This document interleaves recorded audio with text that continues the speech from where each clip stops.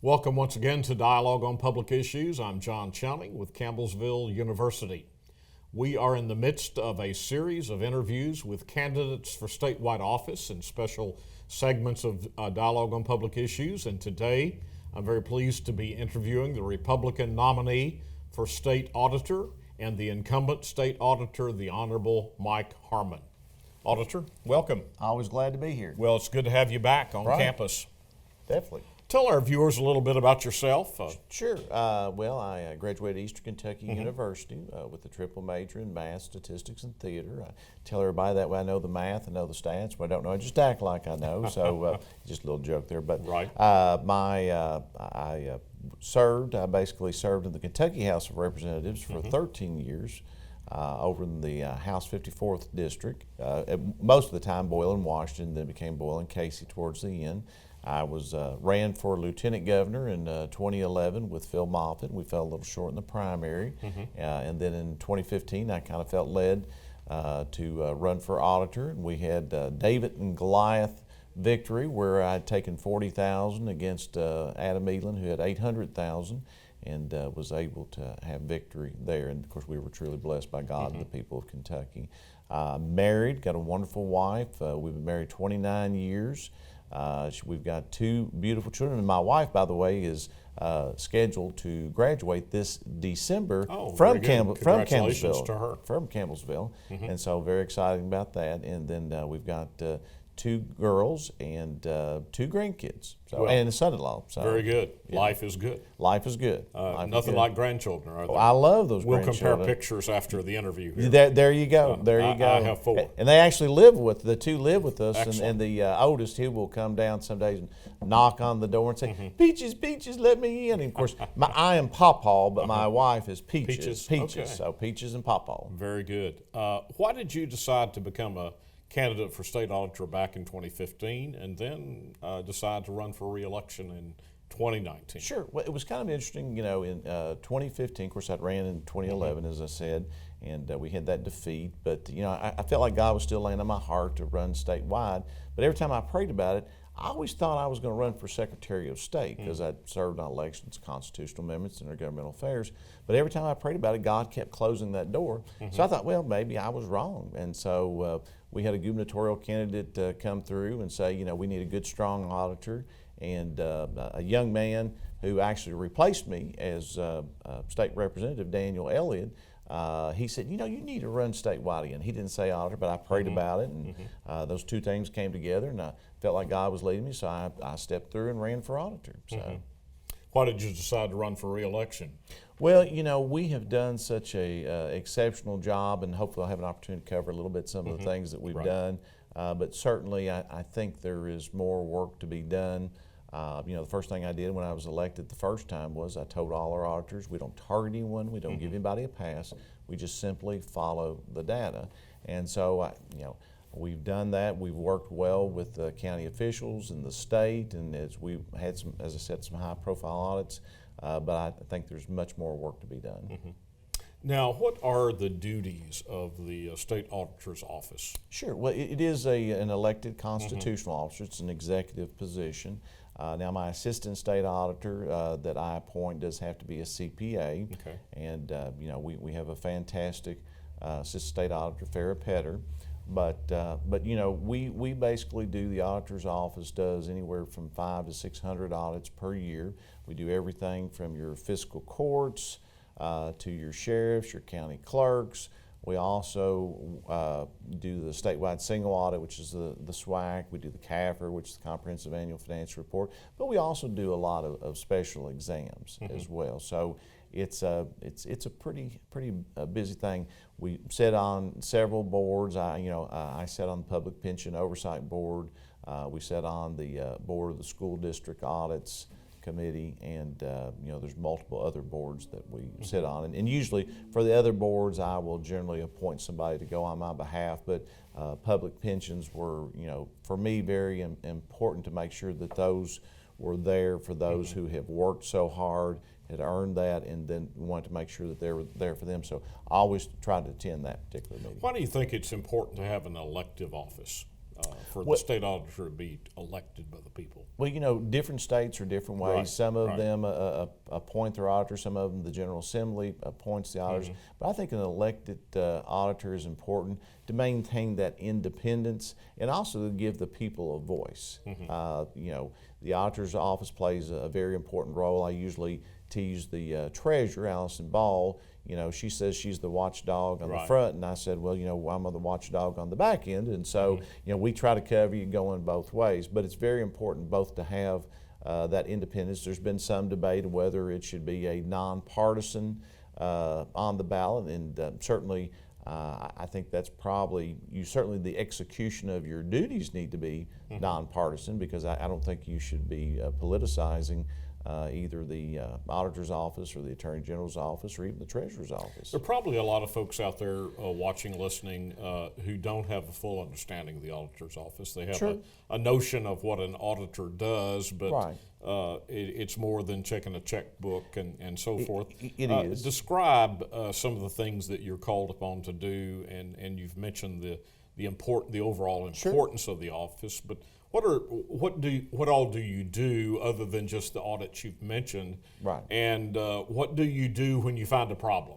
How do you handle it? Sure. Well, as you said, a lot of people don't understand what the auditor's office is. A lot of people don't even know that I'm auditor or that we even have an auditor. Right. Because people stay so busy. But we're not like the IRS. We don't audit you. We're actually your auditor. We're the people's auditor because we audit government. We make sure that government is efficient, effective, and ethical. And certainly we try to be those guardrails to help people stay compliant with the law. Now, if we feel like in the course of our audit we find something that, of course we make recommendations and we have findings that have been, and some of those are they're just not being compliant. But some of them they are, what we would believe needed to be referred for, potential review and potential maybe prosecution as well. So we have the opportunity when we find something, say like when we found the former Jackson County treasurer. She had written herself about an additional $114,000 worth of checks. About half of those were through federal funds, about half of them was just through the general fund. So we had referred that both to the Attorney General as well as to the FBI. And so, of course, the FBI prosecuted her, and they're waiting to have her sentencing period. So I would expect that periodically you probably have calls from folks who say you're auditing so-and-so, or I hear you may audit so-and-so, and they're really a nice person. Right. Maybe you shouldn't do that. Right. How do you handle those kinds of things that come through? Well, the majority of our audits, with the exception of maybe some of the special exams we do, are actually statutorily required. Right. So, the counties, the sheriffs, the county clerks, the state, all those are required for us to do. But from the standpoint of the special exams, the ones we choose to do, as I said, we don't target anyone. We don't give anybody a pass. Most people take our audits well. Obviously some don't. But at the same time, we are there representing the people. We are there making sure the government is efficient, effective, and ethical.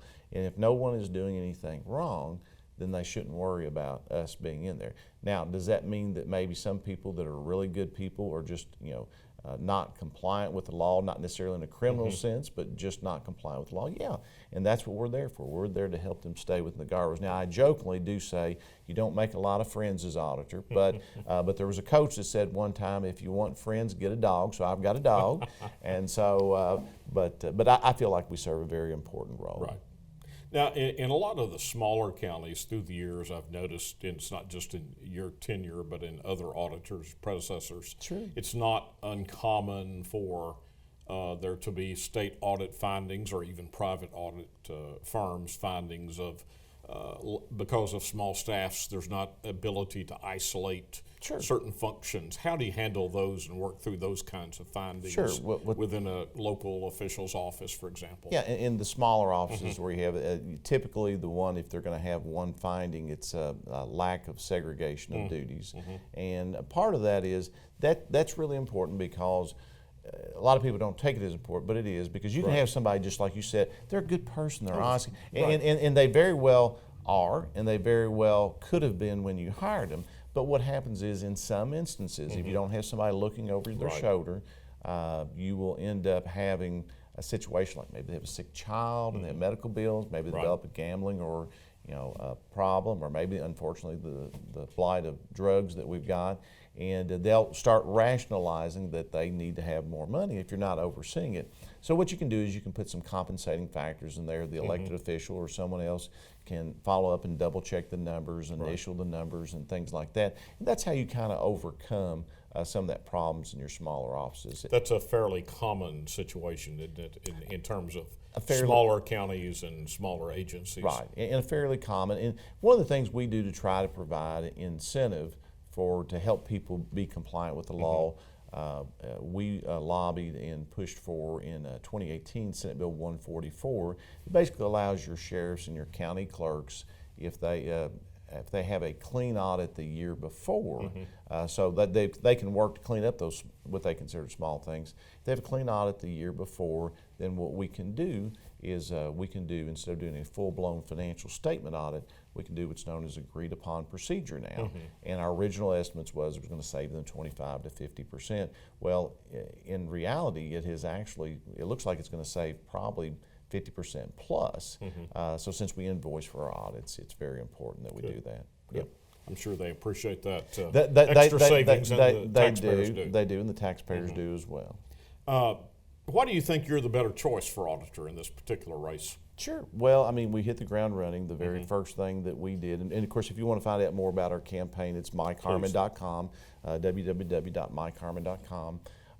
If you want to find about all the work from the official government sites, auditor.ky.gov. But if you want to look at the actual campaign, MikeHarmon.com. But we ended up the first thing I did, as I said earlier, we do not politicize this office. All our auditors, I challenge them to follow the data, not to turn anyone, not to give anybody a pass, to follow the data. We have had some very high-profile audits. We just released one just this Tuesday that basically showed that our retirement systems were not compliant with the requirements of Senate Bill 2, and that was Senate Bill 2 of 2017, which is the additional transparency to it. We had showed that there was basically 86% of the contracts weren't posted, and I can't go into real detail because I know we have limited time here, but we felt like that was very important because all these people had worked hard for their money, and they deserve it and they need it. And of course, the taxpayers need to have transparency as well. But we also, we did the first ever audit of the CLEP Fund, Kentucky Law Enforcement Foundation Program Fund, where we assured the dollars are supposed to go to police and fire, go to police and fire. We did the very first audit ever, external audit of an entire branch of state government, AOC, not the interesting young lady in Washington, D.C., but the administrative office of the courts. Among things we found was one of them was, of the 20 findings, they had actually leased space for one of the justices from a company owned by his two sons, and it just happened to be 3 times higher than the next closest bid. We've worked with officials to try to be resources as long as we don't create an auditing impairment. We've had several pieces of legislation through that help government be efficient, effective, and ethical. With my 13 years in the House, my chief of staff's had 2 years in the House and 2 years in the Senate. We've been very active in moving good pieces of legislation and working with the officials that they have concerns, or if there's not clarity in the law when it comes to auditing standards, working with them and then working with the General Assembly to help clarify those. Looking at your opponent in this election, Sure. and not trying to draw you out to be negative, Sure. but how would you draw a contrast between your candidacy and hers? Well, I think the biggest thing is I think that she just wouldn't be prepared to enter this office. And to be honest with you, it's quite evident that she's trying to politicize this office. I know our very first forum that we had before judge executives and magistrates, I had several of them walk up to me afterwards, some of them even of the opposite political persuasions, like, is she running for auditor or is she running for governor? Because she was, just the way that she presented herself. Certainly, I don't want to say anything negative personally about her, but just from a standpoint, it's quite evident that she's not going to take the same independent, nonpartisan approach that I have taken, which is invaluable, invaluable to this state, because like I said, it doesn't matter whether you're Republican, Independent, Democrat, Libertarian. If you're not staying within those guardrails, it's important for us to point that out. What plans do you have, Auditor, for the office if you are reelected for the next 4 years? What do you anticipate? Well, like I said, just continuing really the good work that we've done, keeping that independent, nonpartisan attitude. We're always looking. We're always, if you have tips of waste, fraud, or abuse, you can call auditor.ky.gov. So you can go to auditor.ky.gov or call 1-800-KY-ALERT, because we're always taking those. We're kind of sifting those, because you'd be surprised right after I got elected, and of course we still get it all the time, not only tips of waste, fraud, and abuse, but also people saying, please audit this, please audit that, please audit that. So our plate is really full in that regards, but we want to continue to build on the great work that we've done. Is there a general percentage of reports that you get or tips you get that are actually, I'm sure some of them are valid and some of them are not? I don't know that we have an exact percentage. The hard thing for us is we receive so many. What we try to do is kind of do a surface review. Right. If we ourselves have auditor in the field, say like for fiscal courts or even your sheriffs and county clerks, we have tips. We may get that to our auditors in the field to kind of look at that particular area while they're just doing the normal audit. The other thing it does, it allows us to assess that, because we have limited people, and that was the other good thing about Senate Bill 4. It allowed us to take people off lower risk audits, put them on these higher risk audits. But it does, we certainly have utilized some of those tips and quite a few of those tips. But a lot of times it just comes out in the normal financial statement audit that we do. If you had to point to a single accomplishment in your first term that you would consider the greatest accomplishment or something that you're proudest of, what would it be? I think it's just that we've got such a great team. I've developed such a great team around. I've jokingly said that, it's not just a joke, it's true. I hire people that are smarter and better than me, and that's not to diminish my own self, because, as I said, I graduated valedictorian in my high school and went on to graduate with a triple major. But at the same time, I think it's important for individuals not to have an ego, to hire people that are better than they am to do such a great job. And like I said, probably the greatest thing is we have worked so well with both parties, and we've worked so well in making sure that we maintain that independent, nonpartisan attitude. And of course, several pieces of legislation we've had, including Senate Bill 144, have been very important to this state and to the counties. You've touched on this to an extent. It's hard to quantify, but how often do you find some evidence of criminal activity? And I'm not trying to infer of the extent of corruption or anything, even infer. Well, of course, not everything that's disturbing you can quantify as criminal, but we have had, I think, to date, about 68 referrals, some of those to the Attorney General, some of those to the FBI, some of them, to the IRS, some of them to the State Treasury. We've had some of them to the local ethics board, some of them to the state ethics boards. And now I will say this about my opponent. She went one place and said I hadn't had any referrals at all, which was somewhat, well, let's just say that she wasn't telling the truth about that. But certainly, and we called her out on that, but certainly we have things to do. You had situations like Kentucky Wired, which was unfortunate that the Governor Beshear's people on the way out the door flipped the script on the Kentucky taxpayers and took us from a $30 million obligation to a $1.5 billion obligation. Certainly I hope they get that resolved and closed and completed, but just that little twist is going to cost us several $100 million more, and also has put us 3 to 4 years past when they originally hoped to do it. Will you go back and audit that organization again, because that does seem to be one that has a long trouble delay and some level of concern out in the public arena? Yeah. Currently, we are finishing up a phase 2 of that.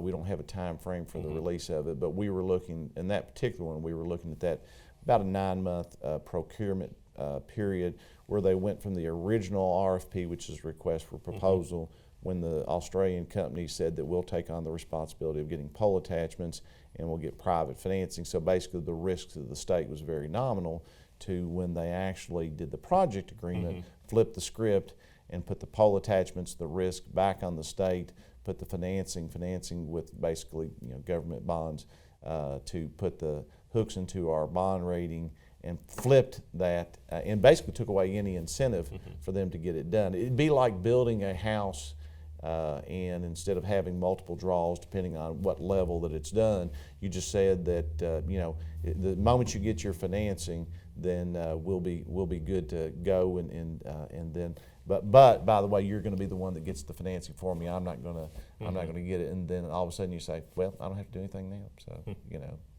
How far does the trail go in terms of public dollars that you would follow in terms of auditing? My point being, obviously, public agencies, state and local public agencies are subject.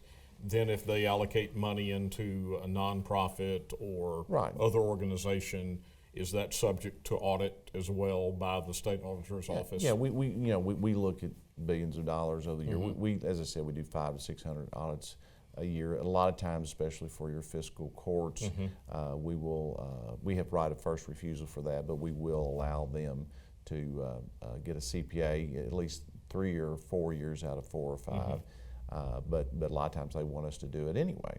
Of course, we look at some of those agencies and things depending on a lot of them. We look at the high level of that in the statewide single audit.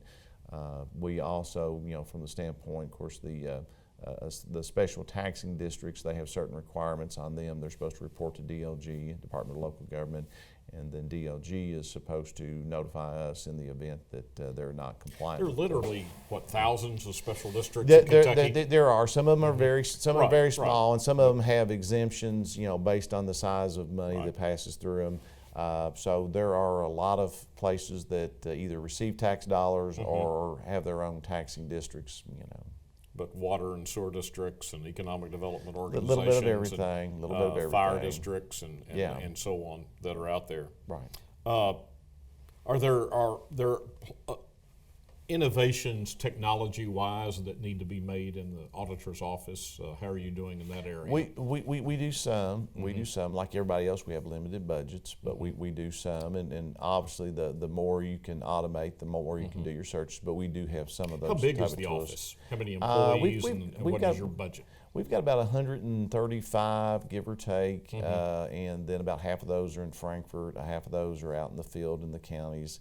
Our budget runs right now about 16 million. It's going to be like 17, 18 million here very soon. And so we have a fairly large budget with that number of people. But the majority of our budget actually goes directly to personnel.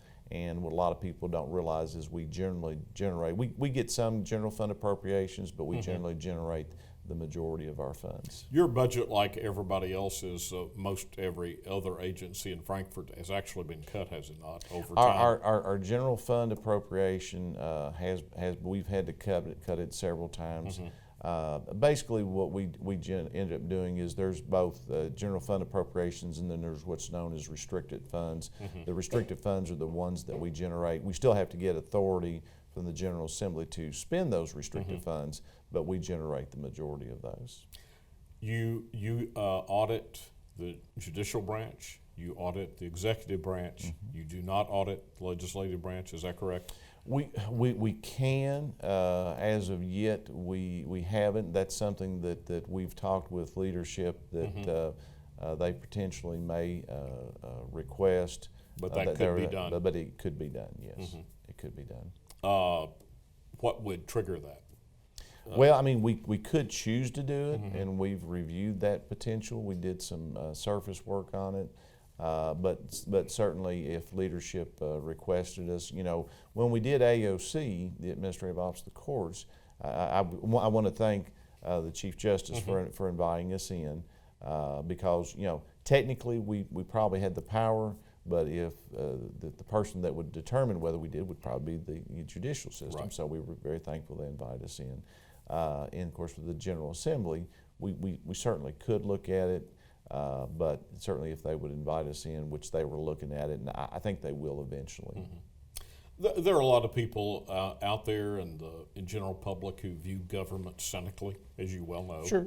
On both ends of the political spectrum and both parties. Right. The further away you get from the center, probably the more you run into that. What would you say to those folks, based on your experience in the legislature, running for two offices, Sure. two statewide offices? Are things as bad as sometimes the media portrays it? That all politicians are out of touch and corrupt and so forth? Especially on the state level, I wouldn't say that there are. I would say the majority of people, of course, we deal with, all the county audits and the state audits. I think the majority of your elected officials are good, honest people. They want to do right. Do we have different opinions? Sure. But I think most people in their mind are working towards it. There's only, in my belief, there's only a handful of people that really want to scam the system, as it were.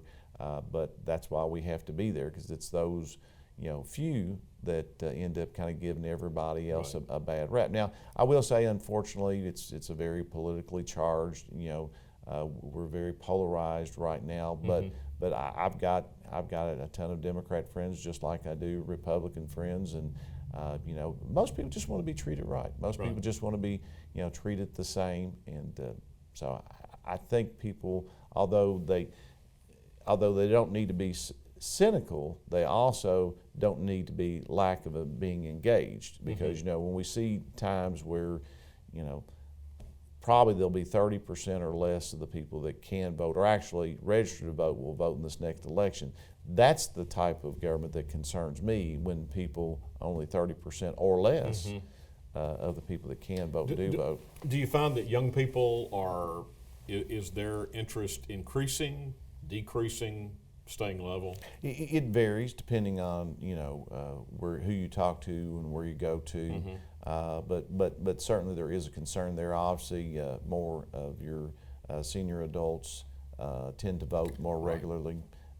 Certainly, I think the older that the youth get into the workforce and they start paying taxes, they may realize, and they generally do. Even my daughter and I was talking today, and she's looking to take potentially a different job, and she was like, "Are they really going to take that much money out of my paycheck?" And I was like, "Probably," and I was like, "Might want to get interested," so.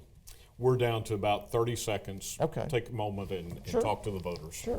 Well, I would just encourage everybody to go to MikeHarmon.com and take a look at what we have done. I would also say this, we've worked very diligently for the people of Kentucky.